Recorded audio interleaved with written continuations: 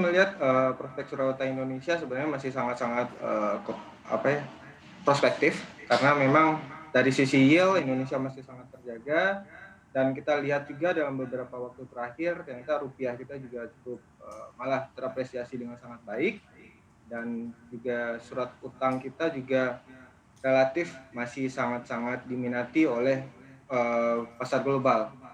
Dilihat dari inflow dalam 1 minggu terakhir yang bisa mencapai sekitar 4 triliun. Padahal di bulan-bulan sebelumnya hanya sekitar 2-3 triliun setiap bulannya. Tapi kalau melihat kondisi di 2 hari terakhir ini rupiah sudah mulai melemah, Pak Fikri. Apakah ada kekhawatiran untuk di pasar surat utang? Sebenarnya yang paling perlu itu adalah stabilitas dari rupiah ya, bukan terlalu terapresiasi ataupun terlalu terdepresiasi. Saya pikir dengan rupiah antara 14.000 sampai 14.500 masih dilihat masih sangat prospektif oleh investor global. Tapi di sisi lain kita lihat juga dari bulan Maret sampai bulan Oktober lalu kita melihat walaupun asingnya sudah keluar atau kita bisa lihat proporsi asing terhadap surat utang atau obligasi negara Indonesia itu menurun dari awalnya bahkan sampai 39%, sekarang di angka 30%, artinya ada outflow sekitar 10%, tapi kita lihat investor domestik masih sangat-sangat bisa untuk menjaga hal tersebut, dan volatilitas di pasar Sun masih sangat-sangat terjaga.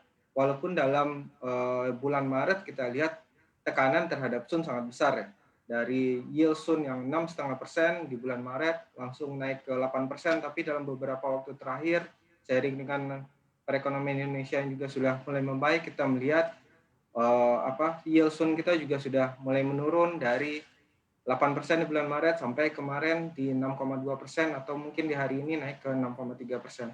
Saya pikir jumlah tersebut sangat-sangat baik bagi Indonesia, dan kita lihat dengan kebutuhan pemerintah Indonesia untuk menerbitkan surat utang lebih besar, seiring dengan kebutuhan stimulus juga ternyata dampaknya tidak menekan pasar surat utang. Dan kita lihat dari composite bond index pun juga masih sangat-sangat positif di tahun ini.